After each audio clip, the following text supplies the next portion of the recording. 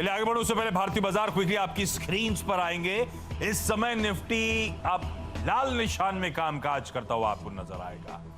तो true to this week हमने ऐसे ही देखा है। मंडे इकलौता सेशन था जब एक्सटेंडेड वीकेंड के बाद लौटे थे, एक गैप मिला था अच्छे यूएस संकेतों के दम पर, उस गैप को सस्टेन करा।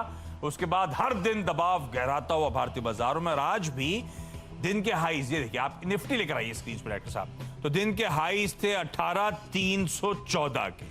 जब वो हाईज थे तो 136 पॉइंट हम लोग निफ्टी पे ऊपर हरे निशान में ट्रेड कर रहे थे। वो 136 पॉइंट ऊपर वाला निफ्टी अब 18 पॉइंट नीचे है, यानी कि ऑलमोस्ट 150 पॉइंट दिन के हाई से हम फिसलते हुए इन रेड इस समय कामकाज करते हुए, और ये दबाव बावजूद इसके कि निफ्टी बैंक अपनी स्ट्रेंथ कंटिन्यू करता हुआ।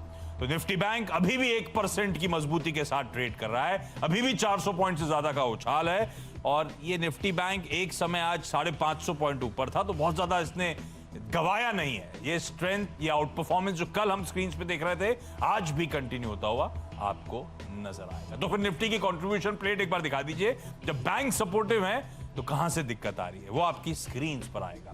ना निफ्टी का, निफ्टी बैंक का छोड़ दीजिए, निफ्टी बैंक में तो ऑल अक्रॉस स्ट्रेंथ नजर आएगी। निफ्टी का कंट्रीब्यूशन आपकी स्क्रीन पर, एचडीएफसी लिमिटेड मदद कर रहा है, Kotak bank, ICICI bank, HDFC bank, इन सब की मदद मिलती हुई। दबाव जो आ रहे हैं वो आपकी स्क्रीन पर हेवीवेट्स, इन्फोसिस, आईटीसी, हिंडाल्को, टामो, ये सब वो स्टॉक्स है जो आप दबाव बनाते हुए। चलिए पहले एक काम करते हैं, समझ लेते हैं श्रीकांत से कि ये लोग कोटक में किस तरह से अप्रोच कर रहे हैं अब इस मार्केट को। पिछले 2-3 दिन से थोड़ा सा मूड बिगड़ना शुरू हुआ है, इनका इंटरप्रिटेशन क्या है? श्रीकांत, हाय, गुड आफ्टरनून। थोड़ी सी हम रिटेल को घबराहट हो रही है, ये क्या हो रहा है बाजार में? Ashish ji, good afternoon. देखिए, अगर घबराहट हो रही है तो आप समझ लीजिए कि हम लोग बॉटम के काफी नजदीक जा रहे हैं, क्योंकि इस मार्केट में घबराहट आना काफी जरूरी है, तभी जाके बॉटम बनते हैं। और पिछली बार भी जब मार्केट एक बार करेक्शन में आया था, जब मार्केट 15,000 के करीब था, तो उसमें जो लास्ट पॉइंट था उसमें काफी घबराहट थी और उसके बाद एक मार्केट में अच्छी रैली पकड़ी थी। तो मुझे लगता है कि जो मार्केट है उसमें सर्टनली हेडविंड्स भी बहुत सारे हैं। अगर आप बॉन्ड डील की जैसे आप बात करते हो हमेशा मॉर्निंग के आपके शो में, तो वो 1.70 के करीब है। अपना डॉलर इंडेक्स है वो कुछ तकरीबन चल रहा है 94 के करीब, और जो क्रूड है जो हमें दिक्कतें दे रहा है वो है 85-86 के करीब। तो अगर ये हेडविंड्स के सामने अगर देखा जाए तो हमें लगता नहीं कि मार्केट ऊपरी लेवल्स पे ज्यादा सस्टेन हो पाएगा। लेकिन अगर आप ऑप्शन के स्टैटिस्टिक्स को देखते हो तो मार्केट काफी ओवरसोल्ड भी हो चुका है, तो बॉटमिंग आउट नहीं हो रहा है। लेकिन एक बात तय है कि मार्केट ओवरसोल्ड हो रहा है, और हमें लगता है कि 18,050 से लेकर शायद 17,950 ये टेक्निकल अच्छा सपोर्ट है मार्केट के लिए। तो इस रेंज के करीब करीब किधर मार्केट में डेफिनेट एक अच्छा रिवर्सल देखने को मिलेगा। और अगर यहाँ से अगर एक पुल बैक का हमें ट्रेड करना है प्ले, क्योंकि मार्केट में ओवरऑल ऑप्टिमिज्म है जैसा भी मोदी साहब ने बताया था, तो अगर ऑप्टिमिज्म ट्रेड या मोमेंटम को अगर हमें चेस करना है तो हमें लगता है कि करंट लेवल पे 18,100 18,120 के करीब मार्केट में काफी बढ़िया सपोर्ट है। अगर वहां से हमें कोई एक स्विंग ट्रेड अगर मिलता है, कोई रिवर्सल ट्रेड मिलता है, तो बिल्कुल इसे लिया जा सकता है। लेकिन एक बात हमें ध्यान रखनी है, वो ये है कि शॉर्ट टर्म में मार्केट काफी ओवरसोल्ड है और इसमें पुल बैक बिल्कुल आ सकता है। तो लोअर लेवल्स पे कहीं भी आपको अगर लगे कि रिवर्सल एक्टिविटी बन रही है तो बिल्कुल आप उसमें लॉन्ग ट्रेड्स बना। तो श्रीकांत, ये जो पुल बैक का एंटिसिपेशन है, करंट लेवल से शॉर्ट करना एडवाइजेबल नहीं है। ये जो श्रीकांत, ये पुल बैक का एंटिसिपेशन, इसे आज ही प्ले करना है या वीकेंड का वेट कर लूं, मंडे को जब ट्रेड रिज्यूम होगा तब इस बाउंस बैक के प्ले की एक्सपेक्टेशंस लेके चलूं? कैरी करना चाहिए ट्रेड का इस वीकेंड?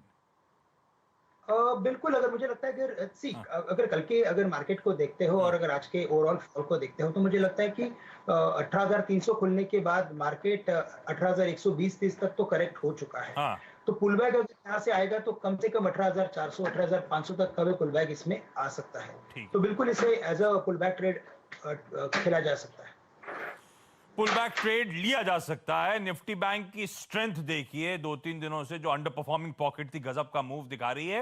होपफुली निफ्टी भी उस राह चलता हुआ नजर आए, होपफुली निफ्टी भी थोड़ा सा करेक्टिव मोड पे आए, थोड़ा सा तेजी। करेक्टिव मेरा मतलब है कि पिछले कुछ दिन से दबाव था, तो अब corrective mode on the way upside शायद कुछ देखने को मिले।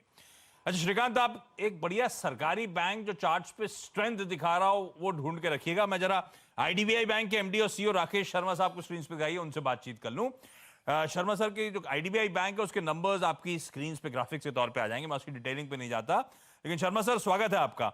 ये Q on Q interest income 15.5% Giri. Sir ये ऐसा कौन सा लोन दिया जो ब्याज पर कमाई गिरती चली जा रही है, क्यों ये प्रेशर आया, क्या एक्सप्लेन करता है ये 15% के आसपास का इंटरेस्ट इनकम में फॉल? सर नमस्कार। नमस्कार सर। मैं आपको थोड़ा सा ये करेक्शन करना चाहूंगा हाँ। कि हमको YOY ग्रोथ देखना है। नेट इंटरेस्ट इनकम में 9% की वृद्धि हुई, क्योंकि बैंक के जो एनपीएस थे वो काफी हाई थे और हम धीरे धीरे करके रिकवरी कर रहे हैं। इस क्वार्टर में हमारी रिकवरी बहुत अच्छी हुई और पिछले क्वार्टर में भी रिकवरी हुई थी। तो कभी कभी एक वन ऑफ इनकम आ जाती है। तो पिछले क्वार्टर में 733 करोड़ की रिकवरी हमने किंगफिशर में की थी, जो कि उसका मेन पोर्शन इंटरेस्ट में गया था, वो वन ऑफ इनकम थी। तो उसको अगर एक्सक्लूड करें तो उसमें भी हमारी नेट इंटरेस्ट इनकम में ग्रोथ है। तो अब हमको देखना यह है कि किसी ना किसी क्वार्टर में कोई एक बड़ी रिकवरी आ गई और वो उसकी इनकम अगर नेट इंटरेस्ट इनकम में चली गई, तो इसका मतलब ये नहीं है कि बैंक में कुछ ऐसा कुछ लोन दिया जिसकी वजह से ये हो गया, इनकम कम हुई। इनकम YOY ग्रोथ दिखाया है हर पैरामीटर्स में, ऑपरेटिंग प्रॉफिट में, नेट इंटरेस्ट इनकम में, हर क्षेत्र में बैंक ने परफॉर्मेंस में इंप्रूवमेंट दिखाई है। और अगर उसको नेट इंटरेस्ट जो वन ऑफ इनकम थी उसको अगर निकाल दें तो हमारा नेट इंटरेस्ट मार्जिन पिछले क्वार्टर में भी 3.10 था, अभी 3.02 है। सो परफॉर्मेंस बैंक जो है हर क्षेत्र में इंप्रूव कर रहा है। और जो हमने गाइडेंस दी थी साल के शुरू में, हम सब उन गाइडेंस को रादर ओवर अचीव कर रहे हैं। तो कई लोग सवाल उठा रहे थे कि भाई not a profitable business momentum जो मिल रहा है, ऐसा नहीं है ना सर? हाँ, प्रॉफिटेबल बिजनेस हो रहा है ना। देखिए अभी 567 करोड़ का हमने जो नेट प्रॉफिट दिखाया उसमें 75% की ग्रोथ है।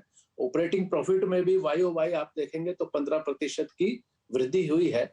सो बैंक जो है हर पैरामीटर में अपनी परफॉर्मेंस इंप्रूव करके दिखा रहा है और इसी प्रकार आगे दिखाता रहे। अच्छा शर्मा सर, एनवायरमेंट कैसा है? अब एनवायरमेंट एक तो डिमांड के लिहाज से ट्रैक्शन जो क्या है धंधे में, वो दूसरी तरफ वो एनवायरमेंट एसेट क्वालिटी को लेकर, क्योंकि मैं देख रहा था एक रेटिंग एजेंसी ने फ्लैग ऑफ करा था कि भाई पैंडेमिक वेव 2 का असर शायद आईडीबीआई बैंक में आगे देखने को मिले। वो चिंता अभी भी बनी हुई है क्या, और है तो आप लोग कितने कंसर्न है उसको लेकर?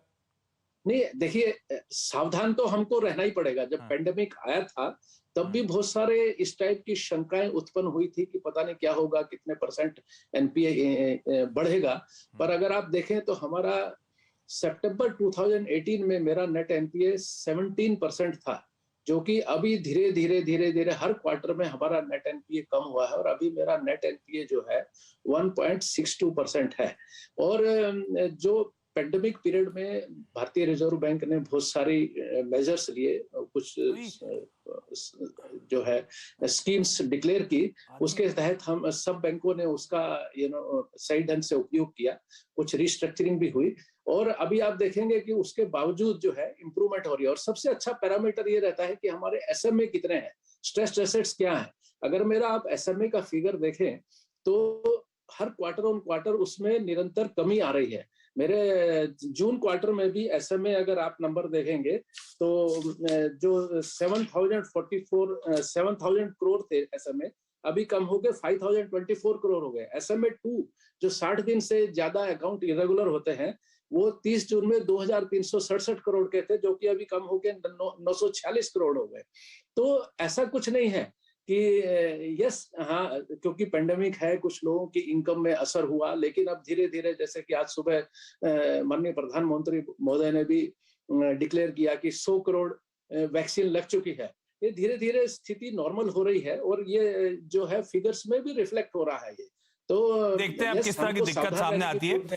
शर्मा सर एक सवाल और जाते जाते, अब वो बार बार रह रहे कि रिपोर्ट्स आती रहती हैं कि सरकार पुश कर रही है, अपना होल्डिंग डाइवर्स करना चाहती है, क्या अपडेट है? आप तो टॉप मैनेजमेंट का हिस्सा, कोई टाइमलाइन जिस पे वर्क हो रहा है, किस तरह से प्रोसेस मूव करेगा, एक को पूरा स्ट्रैटेजिकली डाइवर्स्ट होगा, क्या उसमें सरकार के साथ एलआईसी का भी कुछ हिस्सा होगा?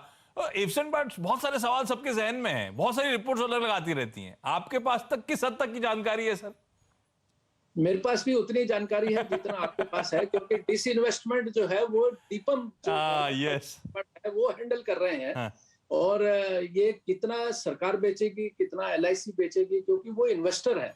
सो इन्वेस्टर डिसाइड करेगा। हमारा तो कंपनी का काम है कि बढ़िया बैंक का चलाते काम है रहना। परफॉर्मेंस में लगातार इंप्रूवमेंट करना, ठीक है। ताकि सभी स्टेक होल्डर्स को फायदा मिल सके। हमारे स्टाफ एम्प्लॉइज जो है सब इसी काम में जुटे हैं, और ताकि सब बैंक की निरंतर बिल्कुल। प्रॉफिट में भी वृद्धि हो और परफॉर्मेंस पैरामीटर्स भी इंप्रूव हो।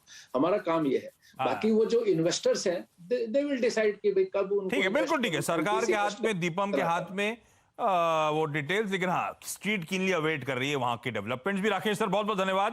क्विकली श्रीकांत को स्क्रीन पे दिखाइएगा। श्रीकांत, बढ़िया सरकारी बैंक कौन सा लग रहा है? कैनरा बैंक या बैंक ऑफ बड़ौदा ये सभी अपने रेजिस्टेंस पे आ चुके हैं, और ऐसा नहीं कि वहां पे रैली नहीं होगी, लेकिन अगर क्लियरली अगर हाँ। कहां पे अगर रैली बन सकती है तो वो है स्टेट बैंक ऑफ इंडिया। और स्टेट बैंक ऑफ इंडिया में अगर आप देखें तो 500 के ऊपर ये जो सस्टेन हो रहा है वो क्लियरली इंडिकेट करता है कि शायद ये स्टॉक कम से कम 530 या 35 के भी लेवल्स दिखा सकता है।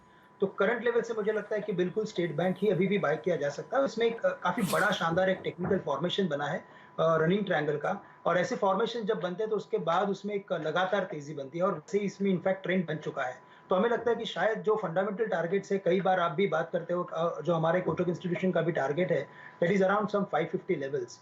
तो हमें लगता है कि 550 के लिए जा रहा है, लेकिन वेरी शॉर्ट टर्म में 530-35 के टारगेट से अचीव कर सकता है।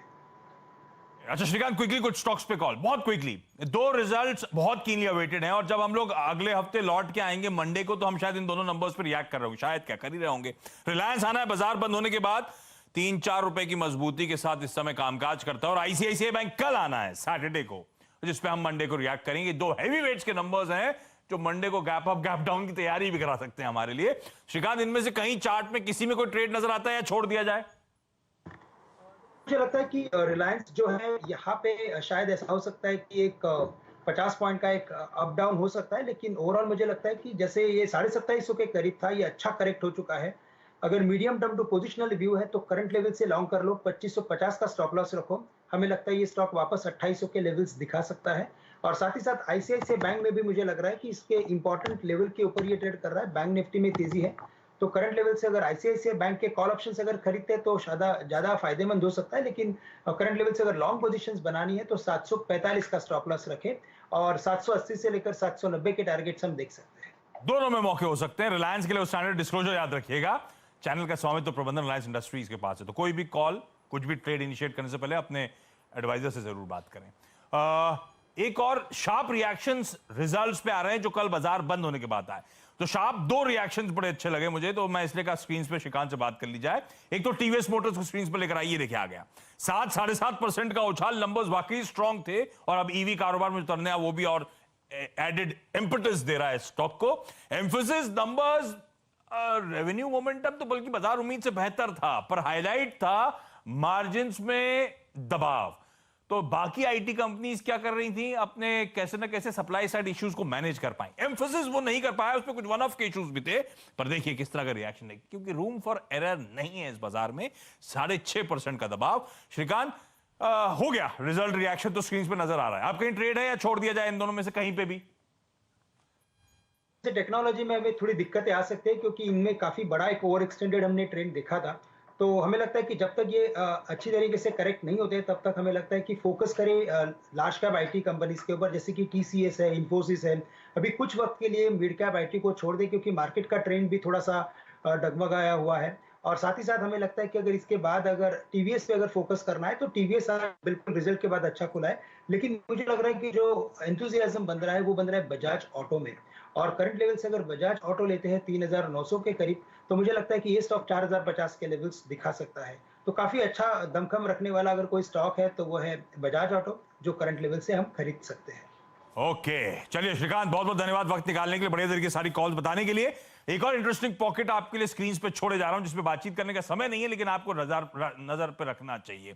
Can Fin Homes, LIC Housing Finance, Indiabulls Housing, की सारी हाउसिंग फाइनेंस कंपनीज देखिए किस तरह के प्रेशर के साथ आज इस समय कामकाज करती हुई। 8 से 9% तक का दबाव across the board. Quickly break के उस पार एक क्विक मार्केट चेक।